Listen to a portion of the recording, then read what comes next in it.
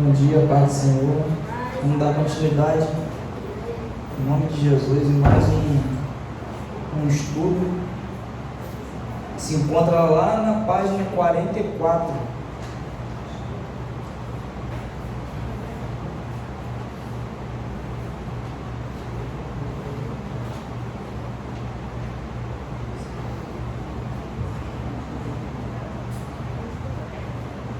Agradecer ao Senhor por essa escritura. Pai santo e amado, Senhor, graças te damos, ó Pai, mais uma vez. Senhor, muito obrigado, meu Pai, por mais uma oportunidade, Senhor, de estarmos aqui acordados, Senhor, com saúde. Senhor, muito obrigado, Senhor, por esse privilégio de estar na Tua casa, Pai, pela manhã, neste domingo, Senhor. Senhor, muito obrigado. Nós só temos que te agradecer por tudo, Pai. Porque sem o Senhor nada poderíamos fazer, meu Pai. A Tua graça nos basta nessa manhã, meu Pai. Que seja um dia abençoado, meu Pai. Que seja um dia na Tua presença, Senhor. E que nada venha fugir dos Teus planos, Senhor, porque o Senhor é perfeito. Pai, toma esse estudo em Suas mãos, Senhor. Dá-nos, Senhor, da Tua graça, Senhor. E da Sua graça também, Pai, para que o Teu povo possa ouvir, Senhor, a Tua palavra, Senhor, e entender da melhor forma, Senhor. Da forma que apraz, Senhor, da forma que consola, Senhor, e da forma que modifica nossas vidas, Senhor. Toma tudo em Suas mãos, Senhor, tudo que irá acontecer nesta manhã. Toma este culto, Pai, que irá acontecer, Pai. Abençoa cada detalhe, Senhor, em nome de Jesus. Amém. Nossa lição hoje é a lição 10, é a lição do coração comprometido com Deus. Queria trazer algo sobre essa lição. A lição vai falar sobre o jovem Eliú. Eliú é um personagem muito importante na caminhada de Jó. No capítulo 4 ao capítulo 27 de Jó, foram várias discussões para tentar explicar o sofrimento de Jó. 3 longos debates, cada um colocando suas posições e insistindo em suas ideias. Elifaz, que é um dos amigos de Jó, o sábio tolo, ele julgava em saber mais do que de fato sabia. E Bildade, outro amigo de Jó, conhecido como o Cruel, atingiu a Jó com fortes palavras, até mesmo falando dos filhos de Jó, como se Deus fizesse pouco caso dos filhos de Jó. E depois do discurso de Zofar, o outro amigo de Jó, o zombador, cada discurso que era falado, Jó replicava. Era feito, parecia até uma audiência contra Jó, mas era um amigo de Jó querendo dar sentido ao que Jó estava passando. Era um ciclo no qual os amigos alegavam que Jó era injusto diante de Deus, e Jó se defendia quanto a isso. Por fim, aparece um jovem que não tinha sido mencionado, mas que muda o cenário do discurso, da discussão, e encerra um ciclo de acusações, e inicia o discurso de Deus e esse jovem se chama Eliú. Eliú significa, em hebraico, meu Deus é Ele. Eliú é um jovem que dá sentido nas coisas que vinham acontecendo. E em outras palavras, ele diz que o sofrimento de Jó era humano e pode nos ensinar algo. Do capítulo 32 ao 37, vai ter a fala desse personagem Eliú. Eliú era um jovem inteligente, e ele não só dá sentido ao que Jó estava passando, mas também ele fica irado contra os amigos de Jó, porque estavam fazendo aquelas maldades todas, e também com Jó. A gente vai ver mais adiante, ele também se ira com Jó. A gente vai ler o capítulo 32 agora nesse momento, para a gente entrar na revista. O capítulo 32 de Jó, no versículo 1, diz: Cessaram aqueles 3 homens de responder a Jó no tocante ao se ter ele por justo aos seus próprios olhos. 2. Então se acendeu a ira de Eliú, filho de Barraquel, o buzita, da família de Irão. Acendeu-se a sua ira contra Jó, porque este pretendia ser mais justo do que Deus. Também a sua ira se acendeu contra os 3 amigos, porque mesmo não achando eles o que responder, condenavam Jó. Eliú, porém, esperara para falar a Jó, pois ele era de mais idade do que ele. Vendo Eliú que já não havia resposta na boca dos 3 homens, a sua ira se acendeu. Disse Eliú, filho de Barraquel, o buzita: eu sou de menos idade, e vós sois idosos. Arreceei-me e temi de vos declarar a minha opinião. Dizia eu: fale os dias, e a multidão dos anos ensina a sabedoria. Na verdade, há um espírito no homem, e o sopro do Todo-Poderoso o faz sábio. Os de mais de idade não é os que são os sábios, nem os velhos, os que entendem o que é reto. Pelo que digo, dai-me ouvidos, e também eu declarei a minha opinião. Eis que aguardei as vossas palavras e dei ouvidos às vossas considerações, enquanto, quem sabe, buscáveis o que dizer.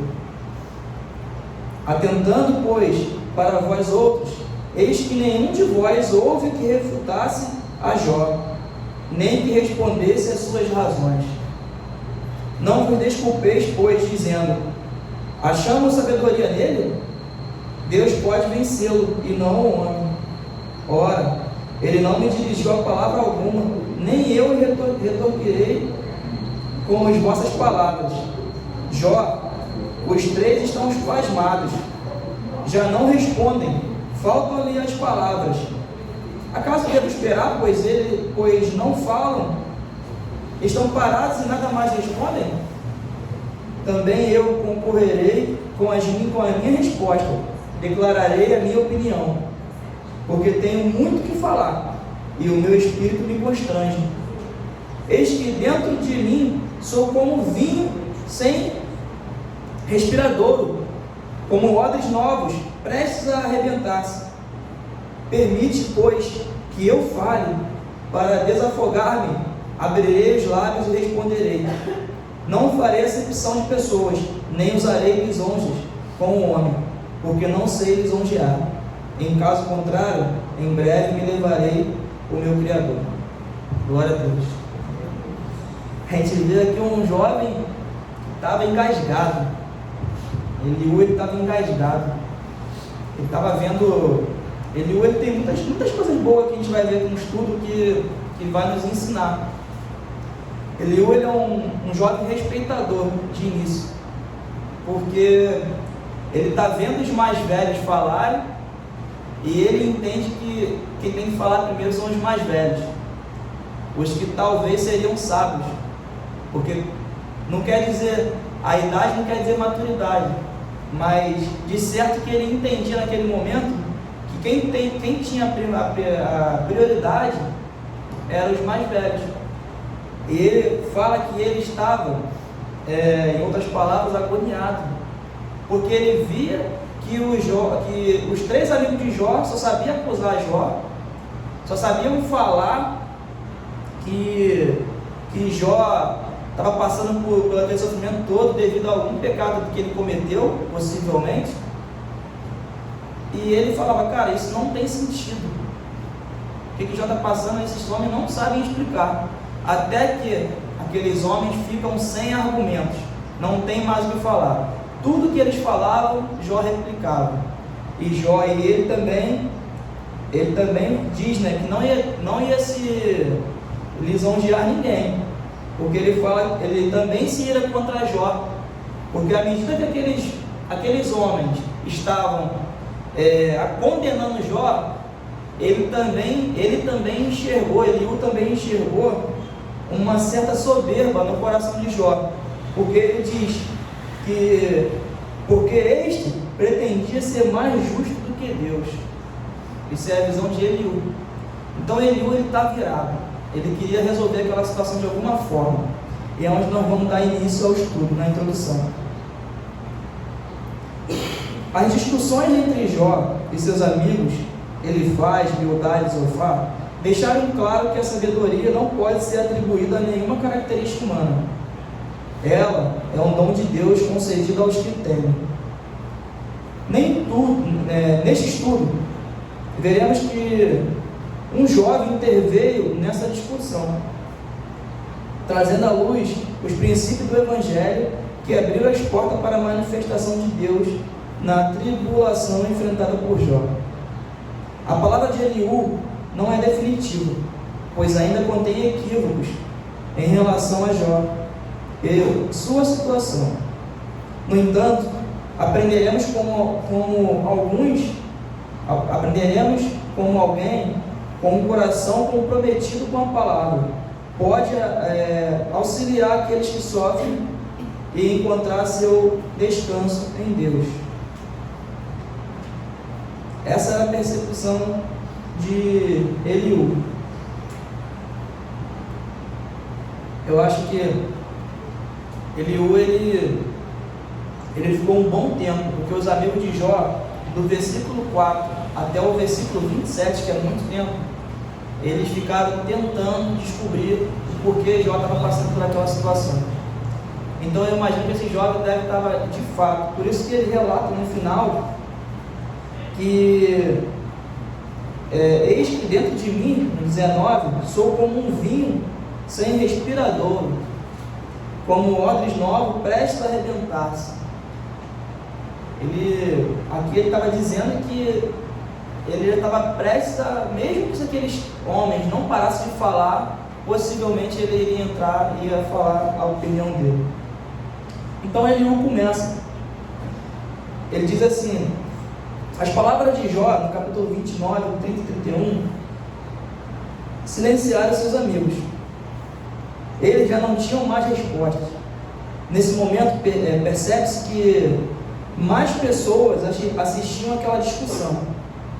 Entre elas, Eliú, filho de Barraquel, compositor. Pelas suas próprias palavras, depreende-se que ele era mais jovem que Jó e seus amigos, e por isso ouviu o discurso respeitosamente sem intervir. Ele esperava que a experiência dos mais velhos trouxesse sabedoria à luz. Contudo, percebeu que a idade não é por si só suficiente para tornar alguém sábio. Eliú declarou que, inicialmente, hesitou em apresentar a sua opinião no debate, mas várias razões o fizeram encher-se de ira, dispor-se a falar. Ele relata que se sentia como um odre de vinho prestes a explodir. É importante destacar que a ira não é uma motivação adequada para aqueles que desejam fazer a obra de Deus. É o primeiro ponto. Mesmo que nós tenhamos a solução do problema, mesmo que nós tenhamos a solução, nós não devemos agir de ira. É o que a palavra nos ensina. Ele também não tinha solução. Ele tinha uma visão um pouco mais adequada daqueles homens, mas a solução também ele não tinha, porque a solução vinha do Senhor. Porém, aquele jovem ele estava tomado de tanta indignação do que estava acontecendo ali, e ele age de uma forma áspera, um pouco necessária para o momento, para aqueles homens entendessem, mas também um pouco exacerbada. A gente vai ver mais à frente. Ele diz mais. Lá em Zacarias fala assim: não por força nem por poder, mas pelo meu espírito, diz o Senhor dos Exércitos. E mais adiante diz: assim, a intervenção de Eliú é relevante, mas está marcada por viés de limitação humana e de suas falíveis percepções e sentimentos. As palavras aqui são dele e não de Deus, ainda que sejam importantes para o propósito divino na vida de Jó.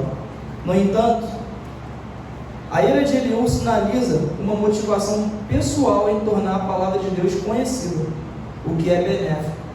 Foi até como já falei no estudo. Não importa como é pregada a palavra de Deus, se for pregado a verdadeira palavra de Deus, é válido. Paulo fala isso.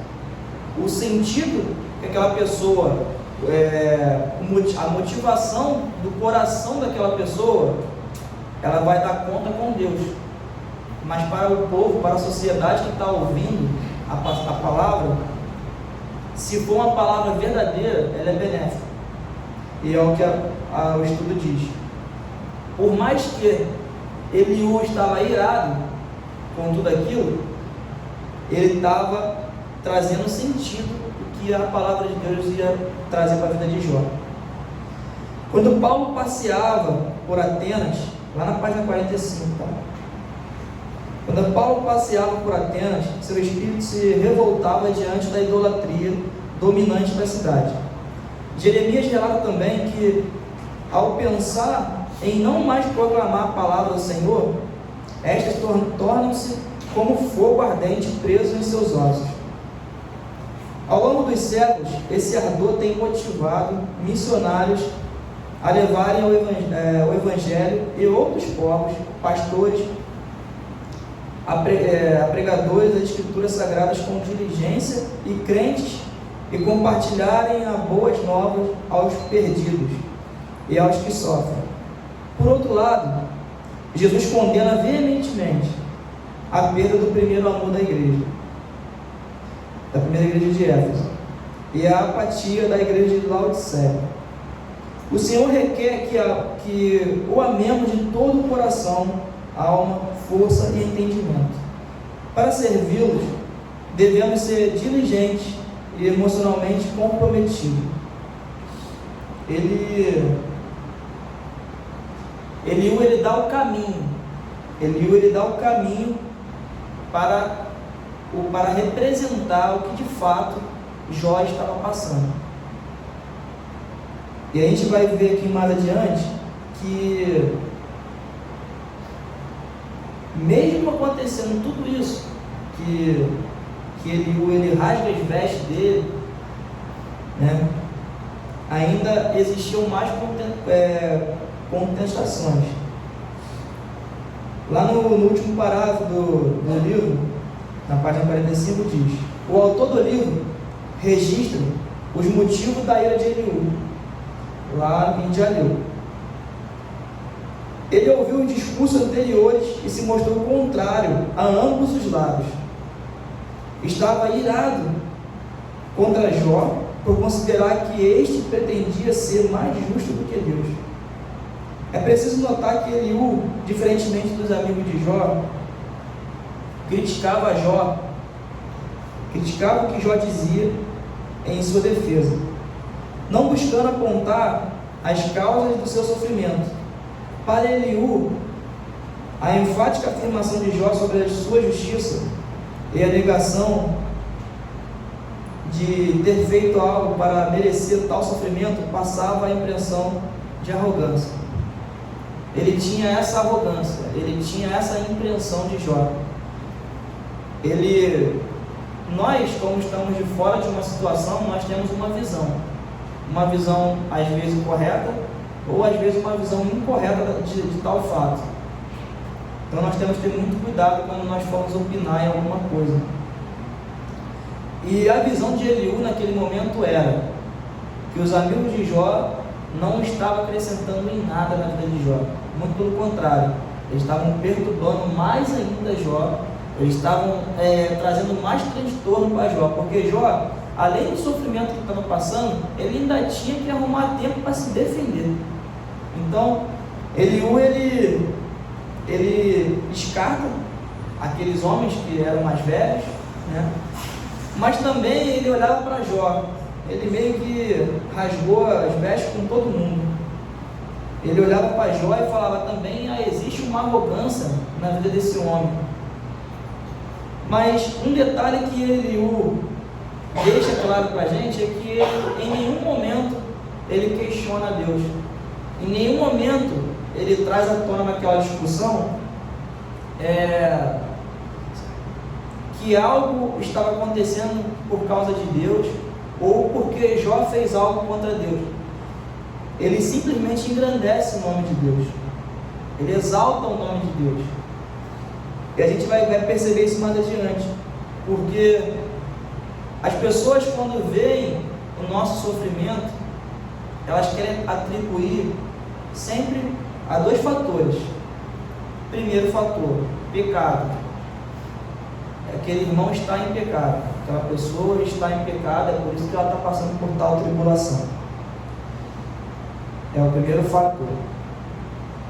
Ou a desobediência, pecado, tudo faz parte, né? E o segundo fator é aquelas pessoas mais críticas, que gostam de uma oportunidade de criticar a Deus.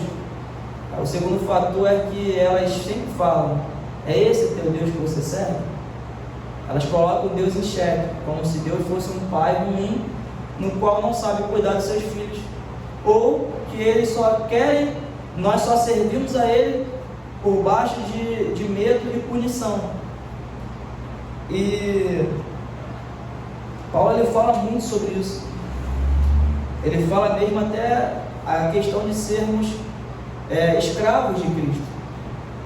Lá em Deuteronômio tem uma passagem no qual uma das leis que Deus deixou, ele fala sobre os escravos.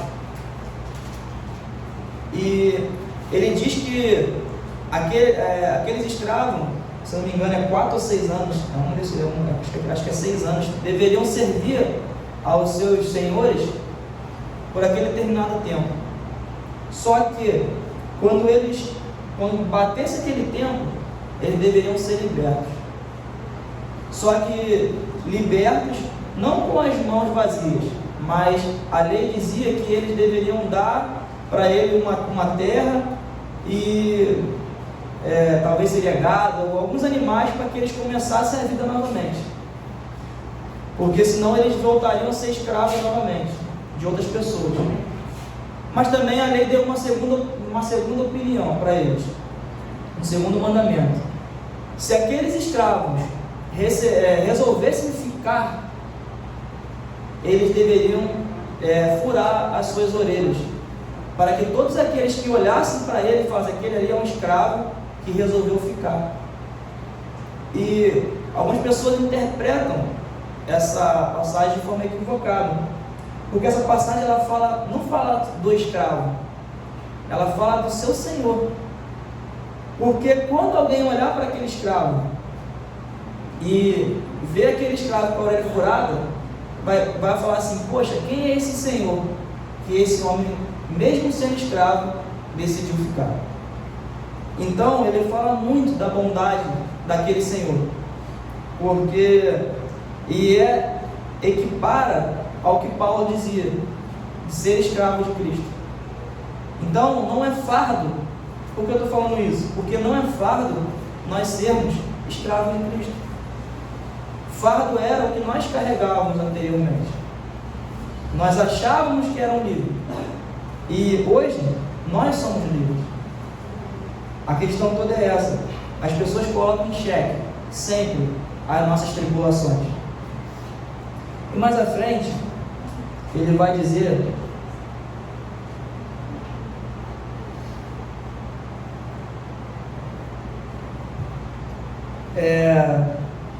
eu botei aqui 3 motivos da ira de Eliú com Jó.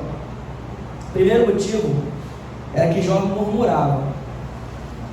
Jó, ele murmurava, ele se defendia e murmurava.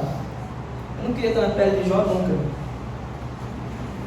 O segundo motivo da ira de Eliú era a insistência em justificar. Às vezes, cara, você está passando por situações e você ainda tem que ficar justificando para as pessoas. Você não tem essa necessidade. Você não precisa disso, de ficar justificando: ah, não, mas eu estou assim, é por causa disso. E a pessoa não entende. Você justifica uma vez, a pessoa não entende, você continua falando. E tudo que aqueles 3 homens acusavam, falavam, apontavam em Jó, Jó tinha que ficar se defendendo, se justificando, e não vale a pena. Nós devemos se justificar para Deus. Se você tem confiança, você até justifica, mas não há essa necessidade, nós não precisamos disso. E a terceira e última ira de Eliú com Jó é que ele entendeu que Jó pretendia ser mais do que Deus. Jó ele se julgava muito justo, muito justo, a ponto de não merecer tal sofrimento. E todas as defesas, se vocês forem ler do 32 ao 37, quando Eliú falava, quando Jó, do 2 ao 27, quando eles falavam, os 3 amigos, Jó se defendia em todas, praticamente. Então, mas em todas que ele se defendia, ele se colocava como um homem justo. De fato, ele era justo. Porém, a Bíblia fala que não há nenhum justo sequer. Então, por mais que nós andemos na linha, por mais que nós vivamos uma vida plena com Deus, mesmo assim nós não somos justos, nós não merecemos.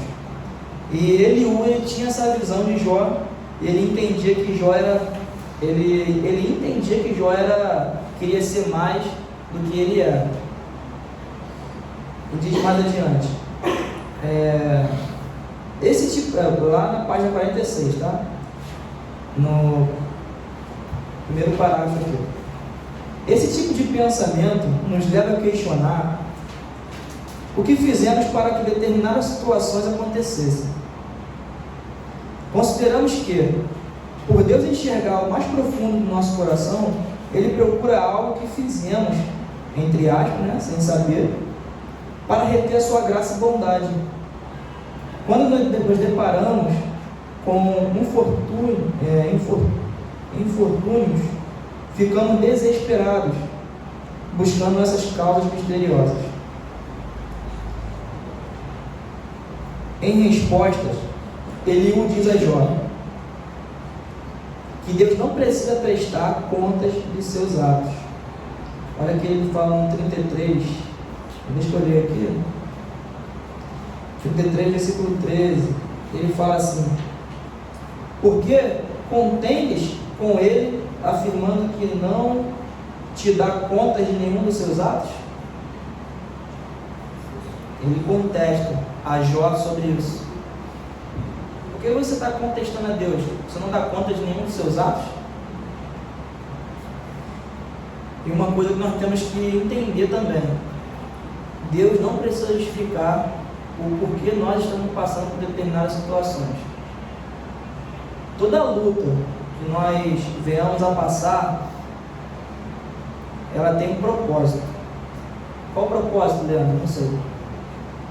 Às vezes nós vamos saber naquele momento, ou às vezes nós nem vamos saber, mas existe um propósito. E normalmente, toda luta que nós passamos, o propósito maior é o amadurecimento do caráter cristão. E ele diz mais: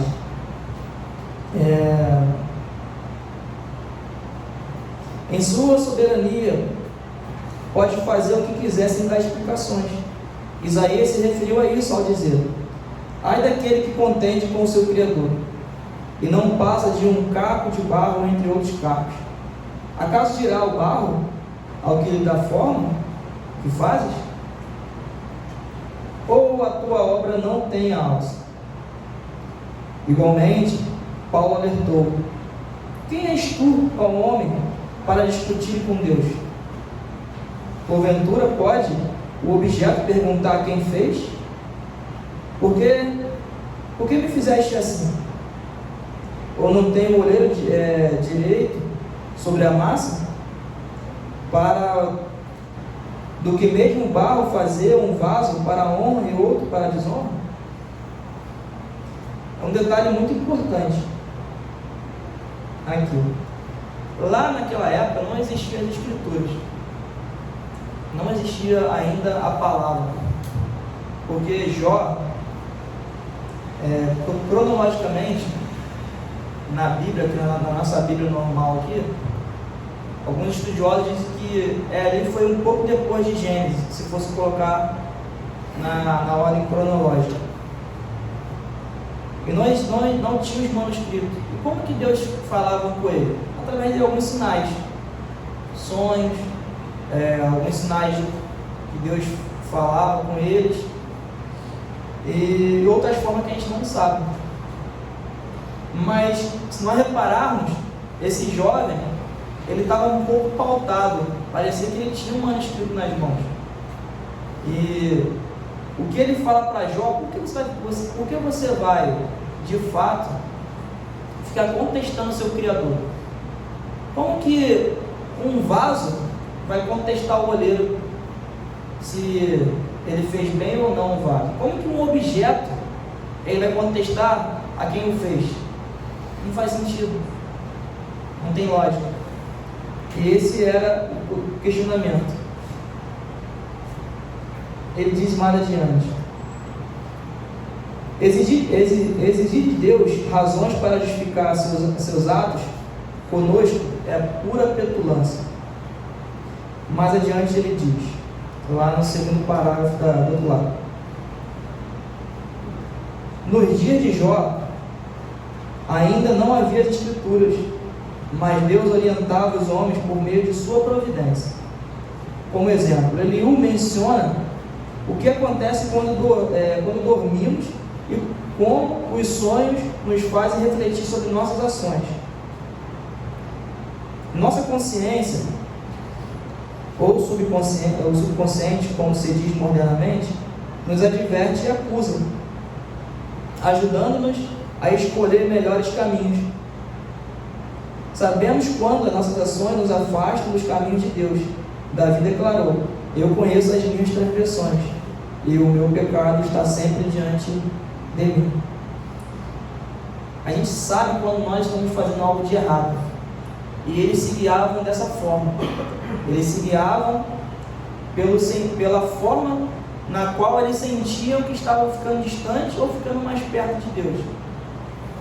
Como foi falado, não existiam os manuscritos, mas existiam outras formas que Deus se manifestava para eles.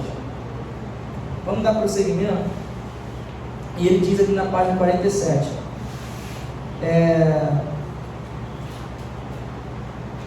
Eliú rebate a alegação de Jó de que estava sendo injustiçado e de que não havia proveito em ter prazer em Deus.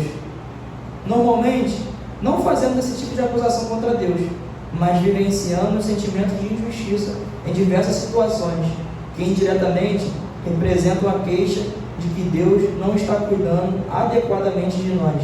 Por exemplo, quando as pessoas não reconhecem nosso trabalho ou não nos recompensam como esperamos, quando somos substituídos em nossas funções ou quando somos falsamente acusados e criticados, afirmamos sofrer injustiça e questionamos por que Deus não age em nossa defesa. Isso é uma das coisas do ser humano. Quando as coisas não acontecem da forma que nós esperamos, nós às vezes não professamos palavras, mas o nosso coração às vezes aponta para Deus, e às vezes até questiona Deus sim. Será que é isso mesmo, Senhor? Será que o Senhor está certo? Deus conhece nossos corações, Deus sabe de todas as coisas. Então, às vezes nós não professamos algo, mas quem é que disse que para cometer algum tipo de erro ou pecado precisamos confessar algo? A intenção do nosso coração ela quer dizer muito mais do que palavras. Então, é o que essa palavra, esse estudo está dizendo. E ele diz mais adiante: em sua resposta, Eliú mostra que Deus governa todas as coisas com justiça e retribui a cada um conforme as suas obras. Deus é plenamente suficiente em si mesmo e não precisa tomar nada de ninguém. Ele não precisa de nada de ninguém e nem de nós. Às vezes nós temos uma falsa percepção de que Deus precisa de nós. Ele não precisa de nós. Se Ele precisasse de nós, estaria faltando algo nele. Mas Ele não precisa de nós. Só que Ele nos ama. E Ele nos permite ser cooperadores do reino. A palavra de Deus diz isso em 2 Coríntios. Nós somos cooperadores do reino para a atribuição do Evangelho. Então, nós precisamos entender isso, que Deus ele é suficiente por si só. E Ele não precisa tirar nada nosso. Pelo contrário, Ele é generoso, recompensador daqueles que o buscam. O autor de Hebreus também recorda: Deus não é injusto para ficar esquecido do vosso trabalho. Ele não esquece do vosso trabalho. E do amor que evidenciastes para com o seu nome, pois servistes e ainda servis aos santos. Nada que nós fazemos é em vão. Além disso, Eliú nos lembra que o sentimento de injustiça, seja diante de Deus ou dos homens, é inadequado, pois de fato nada possuímos e dependemos totalmente de Deus. Se o Senhor retirasse seu cuidado, morreríamos imediatamente. Paulo lembrou aos Coríntios que tudo o que temos ou somos foi recebido de Deus. Graças a Deus nós somos cuidados pelo Senhor. Graças a Deus. Se Ele tirasse um segundo sequer os seus olhos de cima de nós mesmos nos mataríamos. Nós mesmos íamos degolar com as nossas próprias mãos, com as nossas concupiscências e com os nossos pecados. Graças a Deus Ele não tirou os seus olhos, as suas mãos poderosas de cima de nós um minuto sequer. A graça dele se renova a cada manhã, e é por isso que nós estamos aqui hoje. Essas verdades devem corrigir nosso coração quando pensamos que alguém nos tirou algo ou não nos deu o que é nosso de direito. O que é nosso de direito? Nós devemos nos questionar sobre isso. Será que nós temos algo de direito? Será que nós merecemos algo de direito? Tudo que nós temos hoje é pela graça de Deus. Nós temos que ter isso em mente. Tudo que nós temos hoje é pela soberana graça de Deus. Sabe o que nós merecíamos? Nós já sabemos: a morte. Nós merecíamos a morte, mas a graça de Deus nos salvou. A graça de Deus é o motivo da nossa vida. E para finalizar, vamos lá na 48, diz assim, no primeiro parágrafo abaixo: há muitos equívocos nesse pensamento. A pergunta inicial de Eliú: acha que é justo dizeres, entre aspas, deixa claro que precisamos revisar essa ideia ou sentimento. Primeiro, devemos nos lembrar que Jesus ensinou que Deus conhece nossas necessidades antes mesmo de pedirmos. E Paulo descreve que Deus, como aquele que faz infinitamente mais do que pedimos ou pensamos. Eliú também afirma que os homens preferem queixar-se de suas desventuras e se colocarem nas mãos de Deus, clamando por ajuda. Além disso, nossa visão sobre o que precisamos,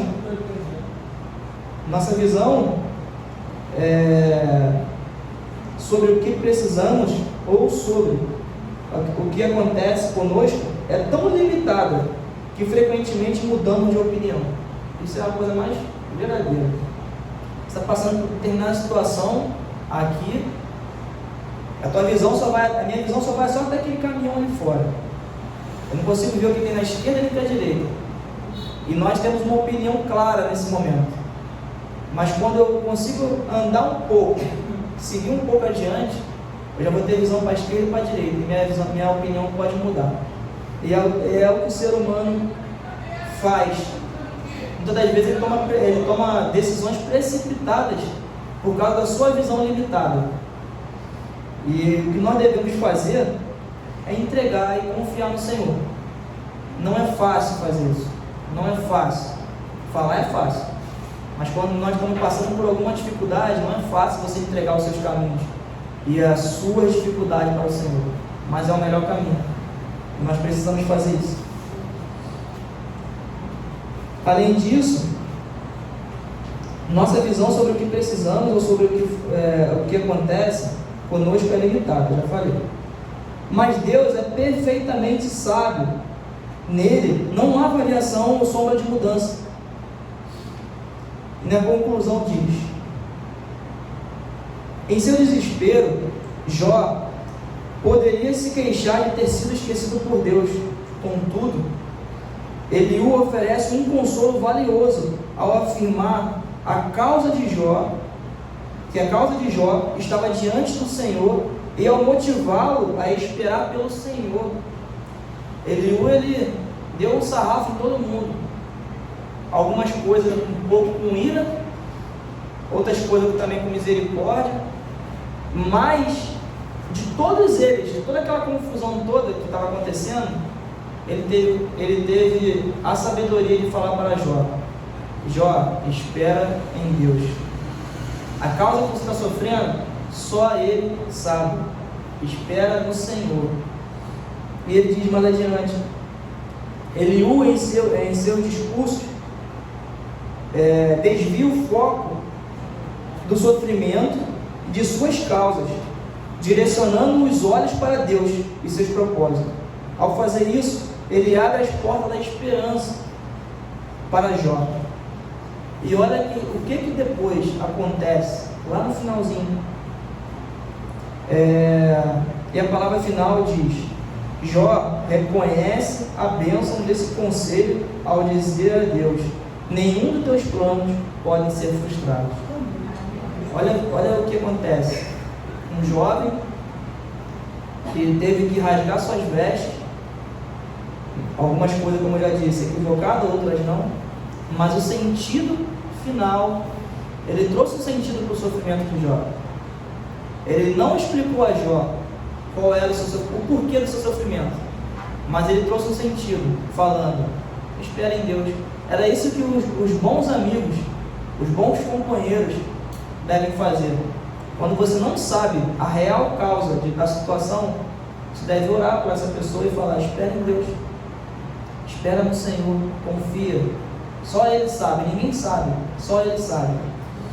E é por isso que ele diz aqui na aplicação: assim como Eliú e Jó, não temos todas as informações e podemos fazer julgamentos equivocados sobre as situações que enfrentamos.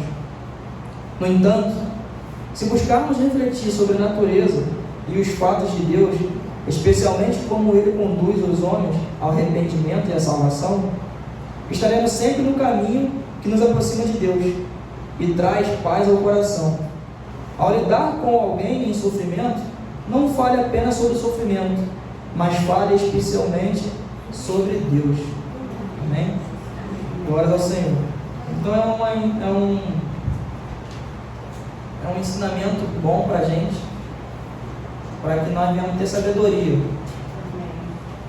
Tem coisas, os amigos de Jó fizeram uma coisa muito bacana no início. Quando eles foram ter com Jó, eles ficaram em silêncio. E quando nós não temos o que falar mediante o sofrimento, o silêncio é o melhor lugar, é o melhor caminho e é a melhor palavra. Tem sofrimento que você não vai conseguir sanar. Só a tua presença ali falando: estou aqui, estou com você, se precisar estou aqui do teu lado. É o melhor caminho. É isso que nós precisamos ter: saber a hora de falar e saber a hora de se calar. Amém? Amém. Glória a Deus. Pai santo e amado, graças te damos, ó Pai. Muito obrigado pela tua palavra, pelos teus ensinamentos, Senhor. Tem misericórdia de nós, ó Pai. Perdoa-nos, Pai, pelos nossos pecados.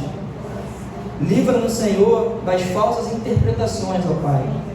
Não deixe que nós venhamos nos precipitar, Senhor, com nossas limitações, Senhor. Nós precisamos, Senhor, depositar toda a nossa confiança em Ti, para que possamos, Senhor, no final dizer que Teus planos jamais podem ser frustrados, Senhor. Nos ajuda a entender melhor a Tua palavra e também nos ajuda a entender melhor o Teu vale, Senhor. Porque, Senhor, não importa, Senhor, a classe social, não importa a raça, os povos, não importa. Todos nós, Senhor, se não chegou o dia mau, um dia há de chegar. Todos nós, Senhor, iremos passar por alguma dificuldade. Todos nós iremos passar pelo vale da sombra da morte, Senhor. Mas certamente saberemos que o Senhor está conosco. A nossa confiança vem do Senhor, Pai. Então, Pai, muito obrigado, Senhor. Toma os corações aqui nesse lugar presente, Senhor. Acalma, Senhor, a tempestade, Senhor, na vida do nossos irmãos, Senhor. Para que possamos, Senhor, ter êxito, Senhor. E, Senhor, se a tempestade for para ensinar, Senhor, que o Teu nome seja glorificado, Senhor. Em nome de Jesus, Pai. Toma esse culto que há de acontecer mais uma vez em Suas mãos, Senhor. É o que nós te agradecemos em nome de Jesus. Amém.